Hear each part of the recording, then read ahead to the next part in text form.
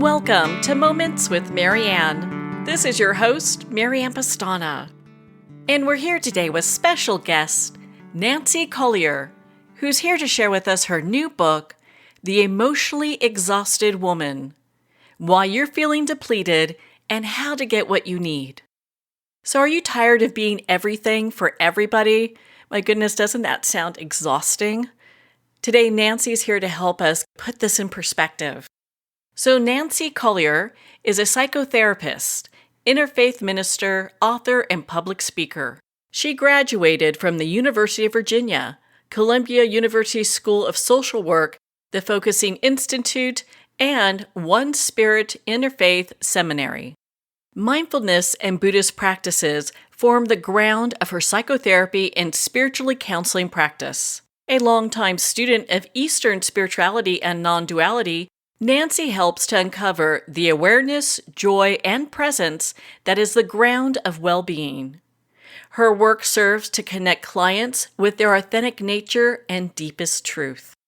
So let's welcome to the show, Nancy Colier. Thank you for having me. Delighted to be here. What an honor it is to have you here and to talk about this book. My goodness, what a great title. What inspired you to write this? Well, it's funny you mentioned the title because when I first started floating this idea to women, when I didn't even have an outline yet, but I was talking about the title, Emotionally Exhausted Woman, every single woman I mentioned it to said, "Oh my God, write the book now. I am ordering it. Can I pre-order it?" There was no outline at the time. But why I wrote this book, I think, is because after nearly 30 years of working as a psychotherapist with women, I was hearing the same story, Marianne, just over and over again, and it felt impossible to not write about it, which was women waking up and realizing that they, first of all, were bone tired from giving.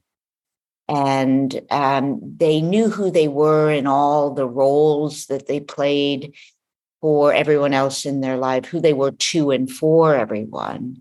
But they really didn't know who they were for themselves. They knew what everybody else in their life wanted and needed and were so good at filling it and enjoyed filling those wants and needs, but didn't know what they wanted and needed and had lost touch with something authentic inside themselves, which was, wait, what do I want? What do I need? And so many women, when I would ask them, who's taking care of you? They would just break down sobbing. So this giant gap between who we are on the outside and this unexplored space that we are on the inside. And I heard that over and over again in different forms. I mean, one woman, I remember I was very early on as a therapist at the time when you just essentially say nothing. You listen a lot, and then you go through a period where you say a lot and then you say nothing again many years later. But and I remember she came in and she said she was this terrific woman. She had she's a physician. She had a full practice.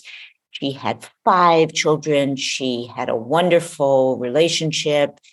And I said to her at one point, I said, what do you want? And she said, I want a bolder and more authentic life. And I remember thinking, I was in my 20s at the time, thinking, wow, this is as bold or authentic a life as I imagine in some way. And then she said something that I thought was probably the first seed for this book, where she said, and I want that bolder and more authentic life, even if it costs me being so damn likable.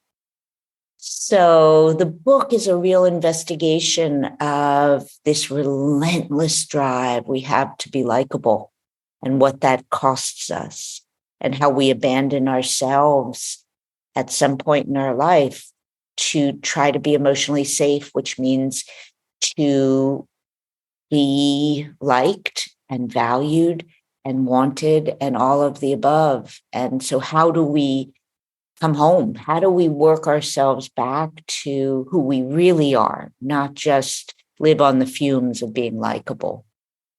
Well, and you talk about likability in your book, and I'd love for you to expand on that, what that means for our listeners. Sure. Likability is what it sounds like. It's how do I give you a positive experience of me? How do I make you like me? And we do it so unconsciously. We do it without even knowing we're doing it. And even odder, we do it with people we're never going to see again. One client was in my office the other day and she looked very tired. And when I asked her why, she said, well, I had been on an overnight flight and I didn't want to ask the flight attendant for a pillow. And when I asked her why, she said, well, I didn't want to be a bother. I wanted her to have a good night. It was an overnight flight.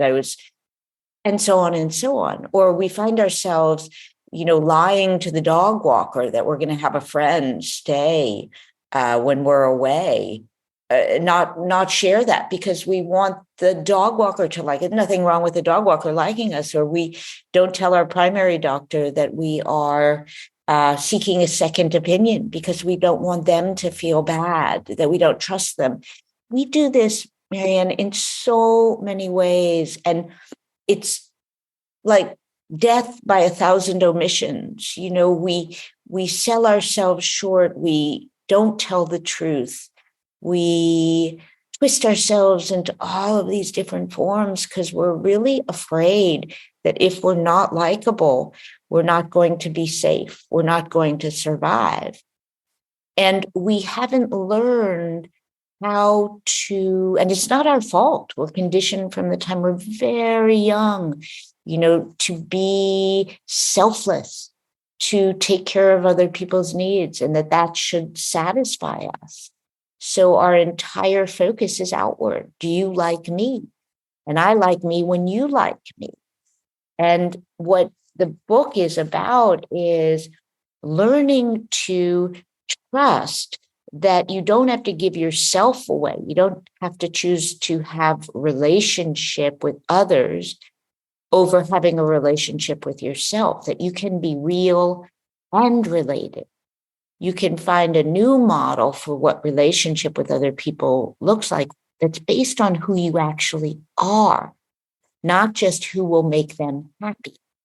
So it's really about coming home to our real vitality and what's true, not just what works, but what's true.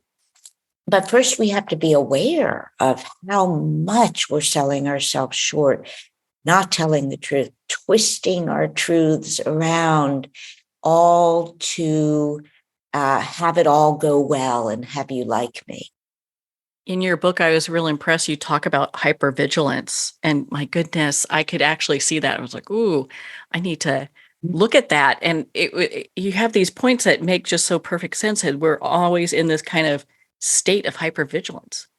We are. And part of the cost of this belief that safety means likability is that it builds this relationship with ourselves that's really unfriendly and suspicious. So we become an entity, our emotional experience, our thoughts, feelings, truths become something we have to manage. We have to be very careful about. We have to monitor. We have to be hypervigilant about, what truths are coming up, because that truth might threaten my likability, my being desirable to the other. So I'm always monitoring what parts of myself can I welcome, what parts can I not welcome. And at the same time, I'm using all my energy to manage and police the other person's perception of me. So I've got two things going on that have nothing to do with what's authentic, which is, what's coming up in me? And, is that going to be lovable? Is that going to be acceptable? Am I going to be rejected for that? And then also let me micromanage and be hypervigilant about how are you receiving this, right? So if I have a truth that maybe is unwanted, I've got to soften that, doctor that, twist that, maybe just get rid of it altogether, definitely apologize for it. But I'm always trying to use my energy to control and manage your perception of me, so that I can have a positive perception. So all this energy is going out towards the management of self and management of others' experience, which imagine if we had that energy back to just live in the truth. This is what's so. And if I live in the truth and I present it respectfully and kindly, what is so for me, not what works for you necessarily, but I get all that energy back. And, I'm not going to lie, we give up some cash and prizes sometimes when we do that. Some people don't like it. But we get something so much richer and so much more empowering, which is we are standing in our own shoes. And so one of the things I teach in the book is, in this new model for love, I'm responsible for my truth, but I'm not responsible for the results of that. So if you are uncomfortable with my truth and it doesn't make you feel good about you, I care about that discomfort you feel, but it's not mine to feel guilty about. I didn't cause it, and it's not mine to fix. So it's breaking this, it's my fault default, that if you're not having a positive experience of me, I'm doing something aggressive to you, right? So we have to learn as women, and so many of us, women, powerful women, really women in wonderful lives, that it's to break this codependent model. It doesn't mean just in intimate relationships. I mean with everyone, that we're not just responsible for our truth, we're responsible for having you enjoy our truth, our thoughts, feelings, and sensations, what we want. So there's a lot in the book about discovering, first of all, this big blank space of what I want, because I've never asked myself. I've only been interested in what you want. First, starting to bring back that still small voice, invite want back into a conversation, and then be able to stand in the silence and stand in our shoes when, wow, you don't like that truth of mine. Okay, maybe I'm not guilty for that. So all these lessons that so many women may not be aware that we need to learn. We're aware we're depleted. We're aware we're stretched anorexically thin. We're aware we're overwhelmed and maybe resentful from giving and giving and giving and not feeling like we receive what we give. But underneath it are all these deeper lessons we need to learn to regain our vitality. And of course, just as a last thing, we're given this answer, this sort of capitalistic answer: go get another massage, go get a mani-pedi, wonderful things to do, but they have nothing to do with why so many women feel emotionally exhausted. We're doing something deeper that's not working for us, and it starts really young. And then it's met by this cultural narrative of the perfect woman and how we're supposed to be and who not to be, right? All the things we know not to be, to not be cast out. So it's complicated, it's deep, and it's not about, going to another sound bath and wrapping ourselves up in cashmere wraps. And while that sounds nice, that's not getting to the core of the problem. That's right. And it has nothing to do with how we give ourselves away on a moment-to-moment basis. Really from this early sense that our best chance of taking care of ourselves is abandoning ourselves and figuring out who's wanted and who do I need to be and what that costs us in the profound losses in our connection with ourselves. And when we're out of touch with ourselves and spending all this energy on taking care of everyone else, subtly and not so subtly. And we've lost touch with our own wisdom, our own, what we want, right? We're set up for depletion. We're set up for burnout. We're set up for exhaustion. Well, it seems like it's this cycle that women have been taught to be a part of. So how do we get to this place where we can start just deciding what it is that we want or who we are when we might not even be able to know how to identify that? So it all starts with awareness. We have to see, how are we rolling in the world? How do we actually behave? What are our habitual patterns? Where do we give ourselves away? Where are we tucking ourselves away? Where are we ignoring ourselves, betraying ourselves? It all starts with awareness. It's a very important part. Nothing can happen without that. Then we have to get more embodied. We run around as little floating heads connected to nothing. And so we have this idea, we should self-care. Are you self-caring enough? It turns into this giant should. Another way we can fail, well, you're not taking enough walks. So we have to get embodied. And by embodied, I mean, we have to drop down and feel this thing we're doing, which is to be abandoning ourselves, to be disinterested in our own experience, turning away from, well, what's true for you? What do you need? What do you want? That has to go on in the heart and the gut, the sense of that. That's the second pillar, is embodiment. Can't just be an idea what we're talking about.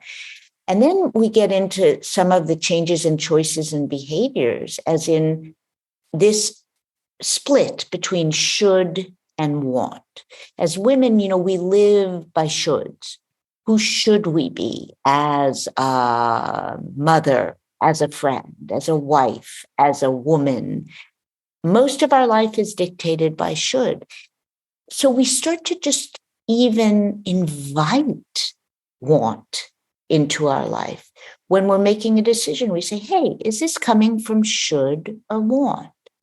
And most of when we start inviting want back into the picture, they're really shoulds masquerading as want. So we watch out for that parade to come through.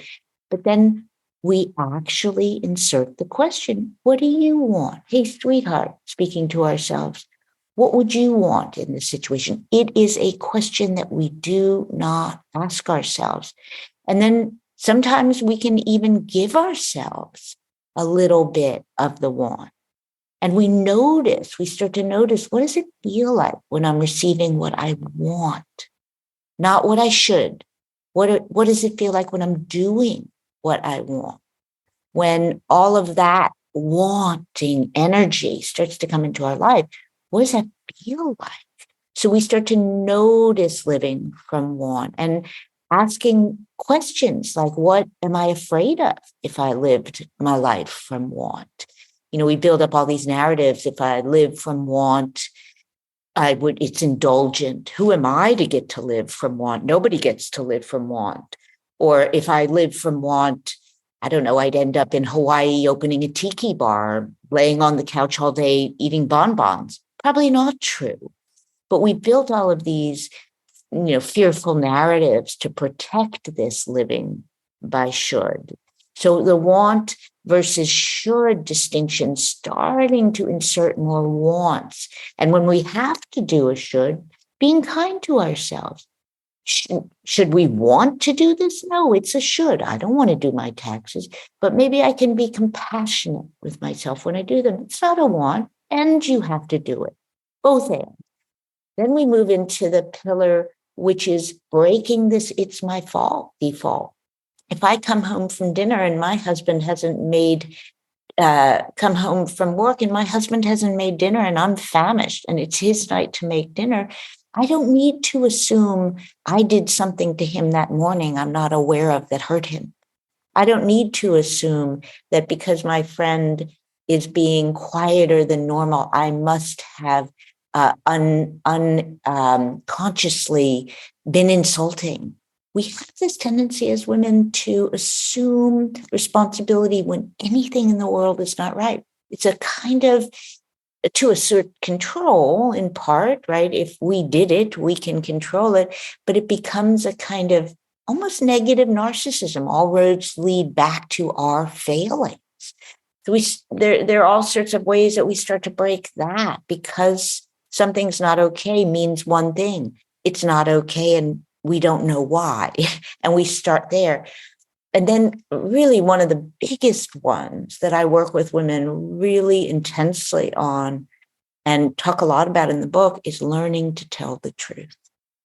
It sounds like the most basic skill, but I mean telling the truth and not apologizing in 1,000 ways for it, not rolling it back, not justifying, learning to tell the truth and then close our mouth and not assume responsibility for the other person's experience of that. We care about it and we're willing to hear that, of course, and feel not good if they don't like it, and not distort our truth to make that okay. But what all of this, Marianne, sort of drizzles down into is a change in our fundamental relationship with ourselves. So we're not at war with who we really are. We are welcoming the whole miracle and catastrophe that we all are. All of our parts are welcome, not just the parts that gain us favor, right? Welcome that anger, welcome that moodiness, welcome that wish to be successful, welcome your competitiveness, and all your lovely, empathic, giving, selfless, generous, loving woman qualities. All of it is welcome. That's what all of this really ends up being about, a healing of how we've been taught to be in relationship with ourselves. It seems a lot of us will kind of mirror this negative talk that we hear from other people. You're too negative, you're too difficult to work with, or too self-centered, or whatever the case is, as we try to take care of ourselves in many ways. So how do we make shifts to move those from these disempowering just phrases and discussions to make it something that's building up our self-worth? So you're spot on there. When we're learning who's the perfect woman, what we're really learning is who's the imperfect woman, the woman not to be. It's funny. Social media tells us you be you, right? You be you, do you. Be careful. Be careful, because there are so many pitfalls, right? Selfish, needy, difficult, demanding, loud, bossy, controlling, aggressive. What else? Complicated, emotional, hysterical, high maintenance. You name it. Overbearing, a control freak, a man hater. Well, all the things we're told not to be. So we have to recognize that there is deep conditioning to tell us who we are allowed to be and who we're not allowed to be. Deep, deep conditioning. So what we want to start doing is catching, when am I abandoning myself and adjusting and not telling the truth, right? Not standing in my own shoes, betraying myself to some degree, so as not to be judged. One of these things, if the toast comes and I've ordered it with no butter, and the toast shows up glistening with butter, and I leave it there because I don't want to be too neurotic, I don't want to be perceived as high maintenance, I don't want to be perceived as crazy, all the things that we get when we say, hey, I actually asked for it dry, right? So every time we do that, it's not about the toast. It's about, I did that to avoid a judgment, which is not fair. I asked for it. You didn't deliver it. And now I have to throw myself under the bus because I can't tolerate that perception of me. That's the cycle we want to break and bring consciousness into. What happens if I kindly and respectfully say, I actually ordered it dry. Would you mind, could you take this back? Right? And bring me what I ordered. So it sounds so tiny, but these sorts of syndromes show up in tiny ways. We do an enormous amount of twisting and turning ourselves into pretzels to not be perceived negatively. And that is, dare I say it, a bit part of the patriarchal system that keeps us hamstrung and living in what I call a likability cave. So again, this management of your experience of me, even when it's completely unjustified, right? So awareness, and practicing in these little ways. Can I risk being perceived as that and still know my own worth and be loyal and be my own ride or die, be on my own team, even though you're perceiving me that way? Well, Nancy, I just felt like your book, The Emotionally Exhausted Woman, was such a impactful and profound read. Where can our listeners connect with you and be part of your community and learn more about your work? Absolutely. So the book is everywhere books are sold, Amazon and everywhere else. My website is nancycolier.com, and I spell it with one L, which I always say. And I love to talk to readers and join my mailing list. And if you love the book, put up a review on Amazon. It helps other people know about the book. I really appreciate that. And I give workshops all over the country, and we'll be at Omega in August, just left Kripalu. So come and bring your voice to this is a conversation that we're co-creating as women. And we're all in this conversation and we all experience it. So write me an email, go to the website, buy the book, and let's continue the dialogue. Well, Nancy, thank you so much for taking the time to be on the show with us here today. My pleasure. Thank you. Always a delight to be here. Well, thank you, Nancy. It has been such an honor to spend this time with you and to talk about your new book, The Emotionally Exhausted Woman: Why You're Feeling Depleted and How to Get What You Need. The Emotionally Exhausted Woman's available at Amazon, Barnes & Noble, and all indie retailers. And remember, support our indie bookstores. If you don't see it on the shelf, just ask for them to order it. We're going to pause here for a quick moment. I'd like to thank all of our sponsors that are coming right up. Please take a moment to visit them, learn more about their work, and be part of their community. We'll be right back after these messages. Are you a coffee lover who wants to make a difference? Look no further than Fire Department Coffee, a veteran-owned business that gives back to support first responders in need. Each batch of coffee is freshly roasted right here in the USA by a dedicated team of first responders and coffee experts. So when you enjoy a cup of Fire Department coffee, you're not only drinking high-quality coffee, you're supporting members of your community. Start your day with a coffee that gives back. Visit firedepartmentcoffee.com. That's fire, D-E-P-T, coffee.com. Are you looking to untangle life's riddles? Discover the profound teachings of Dr. Shai Tabali, renowned philosopher, best-selling author, and your guide to self-empowerment. With methods that harmonize psychological and spiritual principles, Dr. Tabali's wisdom offers a pathway to holistic transformation. Take that first step today and join thousands globally and embrace the journey to higher consciousness. Visit shaitabali.com, that's SHAITUBALI.com now. Hello, Dr. Cutler here. Do you experience bloating, heartburn, food craving, bowel irregularity, food sensitivities, weight issues? If you do not digest your food, you may be deficient in macronutrients, which your body needs for optimal health. DrEllenCutler.com teaches that this is an enzyme deficiency.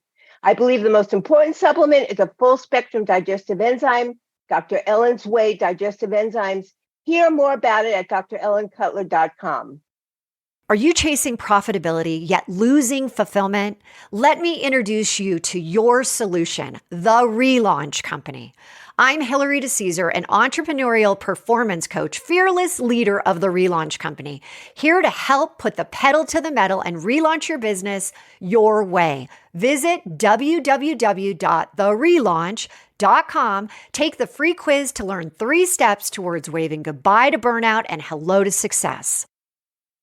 The book Terminal Cancer is a Misdiagnosis, authored by Danny Carroll, is on sale at Amazon now. Licensed psychologist and psychotherapist Tessa Antia-John-Guerra commented, "This is one of the most empowering books on the topic of cancer you will ever read." Award-winning author T.L. Needham commented, "This recommended book can be understood by anyone seeking answers, hope, and alternatives to a terminal diagnosis. Buy it now on Amazon.com. Are you feeling disconnected from your life and your body as a woman? Do you feel numb emotionally and/or sexually and just not sure how to feel really alive again, or maybe for the first time?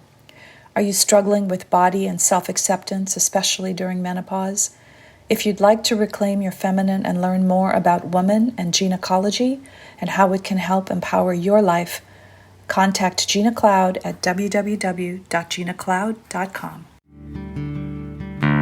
I'd like to thank Jason Eastwood at Guitarfulness for sharing his inspiring music and talent with us. His music is known worldwide for cultivating atmospheres of harmony, inner peace, and clarity. Visit Jason's website at guitarfulness.com. Join his newsletter, be part of his community, and download his music. Well, we're at the end of our time today. I'd like to thank everyone for tuning in. You've been listening to Moments with Marianne, where we make every moment count.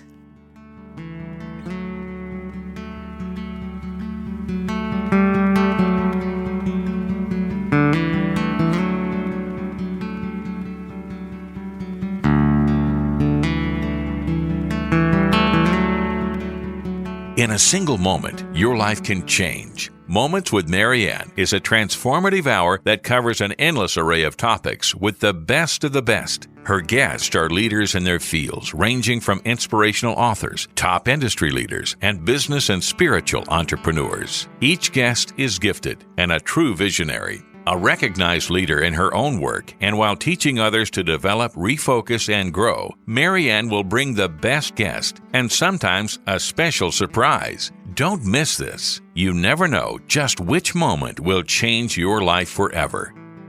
Make sure to tune in and visit momentswithmarianne.com for more information.